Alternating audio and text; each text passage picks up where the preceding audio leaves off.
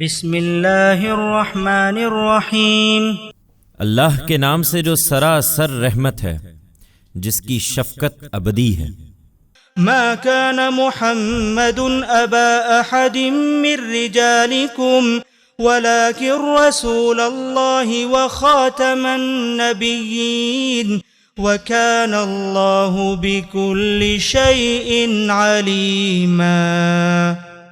حقیقت یہ ہے کہ محمد تمہارے مردوں میں سے کسی کے باپ نہیں ہیں، بلکہ اللہ کے رسول اور خاتم النبیین ہیں، اس لیے یہ ذمہ داری انہی کو پوری کرنی تھی، اور اللہ ہر چیز سے باخبر ہے۔ یا ایہا الذین آمنوا اذکروا اللہ ذکرا کثیرا وسبحوہ بکرة وأصیلا هو الذي يصلي عليكم وملائكته ليخرجكم من الظلمات إلى النور وكان بالمؤمنين رحيما تحيتهم يوم يلقونه سلام وأعد لهم أجرا كريما۔ ایمان والو، ان کے شور و غوغا سے بے پرواہ ہو جاؤ، اور اللہ کو بہت زیادہ یاد کرو، اور صبح و شام اس کی تسبیح کرتے رہو۔ وہی ہے جو تم پر اپنی رحمت بھیجتا ہے، اور اس کے فرشتے بھی تمہارے لیے اس کی دعائیں کرتے ہیں تاکہ تم کو تاریکیوں سے نکال کر روشنی میں لے آئے، اور وہ ایمان والوں پر بہت مہربان ہے۔ جس دن وہ اس سے ملیں گے ان کا تحیہ اس کی طرف سے سلام ہوگا، اور ان کے لیے اس نے بڑی عزت کا صلہ تیار کر رکھا ہے۔ یا ایہا النبی انا ارسلناک شاہدا ومبشرا ونذیرا وداعیا الی اللہ باذنہ وسراجا منیرا وبشر المؤمنین بأن لهم من اللہ فضلا کبیرا ولا تطع الكافرین والمنافقین ودع اذاهم وتوکل علی اللہ وکفى باللہ وکیلا۔ اے نبی، تم بھی بے پرواہ ہو جاؤ، ہم نے تمہیں گواہی دینے والا اور خوشخبری سنانے والا اور خبردار کرنے والا اور اللہ کے اذن سے اس کی طرف دعوت دینے والا اور لوگوں کو تاریکیوں سے نکالنے کے لیے ایک روشن چراغ بنا کر بھیجا ہے۔ تم اپنی یہ ذمہ داریاں ادا کرو اور اپنے ماننے والوں کو بشارت دو کہ اللہ کی طرف سے ان کے لیے بہت بڑا فضل ہے۔ تم ان منکروں اور منافقوں کی بات کا دھیان نہ کرو، اور ان کی سب اذیتیں نظر انداز کر دو، اور اللہ پر بھروسہ رکھو، اور بھروسے کے لیے اللہ کافی ہے۔ یا ایہا الذین آمنوا اذا نکحتم المؤمنات ثم طلقتموهن من قبل ان تمسوهن فما لكم عليهن من عدة تعتدونها فمتعوهن وسرحوهن سراحا جمیلا۔ اس نکاح کے لیے کسی عدت کی ضرورت نہیں ہے جس کا حکم ہم نے پیغمبر کو دیا ہے۔ ایمان والو، اس لیے کہ جب تم مسلمان عورتوں سے نکاح کرتے ہو پھر ہاتھ لگانے سے پہلے ان کو طلاق دے دیتے ہو تو ان پر تمہاری خاطر کوئی عدت لازم نہیں ہے جس کا تم شمار کرو گے، لیکن اس صورت میں بھی ضروری ہے کہ انہیں کچھ سامان زندگی دو اور ان کو بھلے طریقے سے رخصت کرو۔ یا ایہا النبی انا احللنا لك ازواجك اللاتی آتیت اجورهن وما ملكت يمينك مما أفاء الله عليك وبنات عمك وبنات عماتك وبنات خالك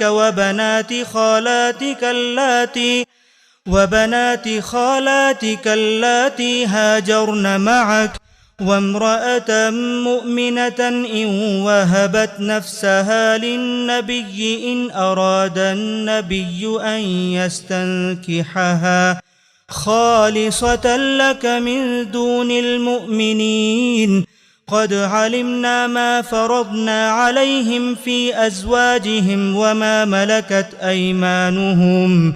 لكي لا يكون عليك حرج وكان الله غفورا رحيما ترجي من تشاء منهن وتؤوي إليك من تشاء ومن ابتغيت ممن عزلت فلا جناح عليك ذلك أدنى أن تقر أعينهن ولا يحزن ويرضين بما آتيتهن كلهن والله يعلم ما في قلوبكم وكان الله عليما حليما لا يحل لك النساء من بعد ولا أن تبدل بهن من أزواج ولو أعجبك حسنهن إلا ما ملكت يمينك وكان الله على كل شيء رقيبا اور اس کے لیے کسی بیوی کو طلاق دینے کی ضرورت بھی نہیں ہے، اس لیے کہ اس نکاح کے باوجود ہم نے تمہاری سب بیویوں کو جن کے مہر تم ادا کر چکے ہو تمہارے لیے جائز ٹھہرا دیا ہے اے نبی، اور صرف انہی کو نہیں، ان کے ساتھ ان خاندانی عورتوں کو بھی جائز ٹھہرا دیا ہے جو اللہ نے تمہیں غنیمت میں دیں اور وہ ان میں سے تمہاری ملکیت میں آ گئی ہوں، اور تمہارے چچا کی بیٹیاں اور پھوپھیوں کی بیٹیاں اور ماموؤں کی بیٹیاں اور تمہاری خالاؤں کی بیٹیاں جنہوں نے تمہارے ساتھ ہجرت کی ہے، اور کوئی مسلمان عورت اگر وہ اپنے آپ کو نبی کے لیے ہبہ کر دے اگر نبی اس کو نکاح میں لینا چاہے۔ یہ حکم دوسرے مسلمانوں سے الگ خاص تمہارے لیے ہے۔ ہم کو معلوم ہے جو کچھ ہم نے ان کی بیویوں اور ان کی لونڈیوں کے معاملے میں ان پر فرض کیا ہے، اس لیے خاص تمہارے لیے ہے کہ اپنی ذمہ داریوں کو ادا کرنے میں تم پر کوئی تنگی نہ رہے، اور اللہ بخشنے والا ہے، اس کی شفقت ابدی ہے۔ اور بیویوں کے حقوق زوجیت میں برابری بھی اب تمہارے لیے ضروری نہیں ہے، تم ان میں سے جسے چاہو الگ رکھو اور جسے چاہو اپنے پاس رکھو، اور جن کو کسی وقت الگ رکھا تھا ان میں سے پھر کسی کو بلوا لو تو اس میں بھی تم پر کوئی گناہ نہیں ہے۔ ہم نے یہ وضاحت اس لیے کر دی ہے کہ اس کے بعد یہ زیادہ قرین ہے کہ ان کی آنکھیں ٹھنڈی رہیں گی اور وہ رنجیدہ نہ ہوں گی، اور جو کچھ تم ان کو دو گے سب اس پر راضی رہیں گی۔ اللہ جانتا ہے جو کچھ تم لوگوں کے دلوں میں ہے، اور اللہ علیم و حلیم ہے۔ ان کے بعد اب دوسری عورتیں تمہارے لیے جائز نہیں ہیں، اور نہ یہ جائز ہے کہ ان کی جگہ اور بیویاں لے آؤ، اگرچہ ان کا حسن تمہیں کتنا ہی پسند ہو۔ تمہاری لونڈیاں البتہ مستثنا ہیں، اور اللہ ہر چیز پر نگران ہے۔ يا أيها الذين آمنوا لا تدخلوا بيوت النبي إلا أن يؤذن لكم إلى طعام غير ناظرين إناه ولكن إذا دعيتم فادخلوا فإذا طعمتم فانتشروا ولا مستأنسين لحديث إن ذلكم كان يؤذي النبي فيستحيي منكم والله لا يستحيي من الحق وإذا سألتموهن متاعا فاسألوهن من وراء حجاب ذلكم أطهر لقلوبكم وقلوبهن وما كان لكم أن تؤذوا رسول الله ولا أن تنكحوا أزواجه من بعده أبدا إن ذلكم كان عند الله عظيما إن تبدوا شيئا أو تخفوه فإن الله كان بكل شيء عليما۔ یہ منافقین اپنی شرارتوں سے باز نہیں آ رہے، اس لیے ایمان والو تم اب نبی کے گھروں میں نہ جایا کرو الا یہ کہ تم کو کسی کھانے پر آنے کی اجازت دی جائے، جب بھی اس طرح کہ اس کی تیاری کے منتظر نہ رہو۔ ہاں جب تم کو بلایا جائے تو وقت کے وقت داخل ہو پھر جب کھانا کھا لو تو منتشر ہو جاؤ اور باتوں میں لگے ہوئے بیٹھے نہ رہو۔ اس سے پیغمبر کو اذیت ہوتی ہے، مگر وہ تمہارا لحاظ کرتے ہیں، اور اللہ حق بات کہنے میں کسی کا لحاظ نہیں کرتا۔ اور تمہیں جب نبی کی بیویوں سے کوئی چیز مانگنی ہو تو پردے کے پیچھے سے مانگو، یہ تمہارے دلوں کے لیے بھی زیادہ پاکیزہ طریقہ ہے، اور ان کے دلوں کے لیے بھی۔ تمہارے لیے جائز نہیں کہ تم اللہ کے رسول کو تکلیف پہنچاؤ، اور نہ یہ جائز ہے کہ اس کے بعد تم اس کی بیویوں سے کبھی نکاح کرو۔ اللہ کے نزدیک یہ بڑی سنگین بات ہے۔ تم کسی چیز کو ظاہر کرو یا اس کو چھپاؤ، اللہ کے لیے برابر ہے، اس لیے کہ اللہ ہر چیز سے واقف ہے۔ لا جناح عليهن في آبائهن ولا أبنائهن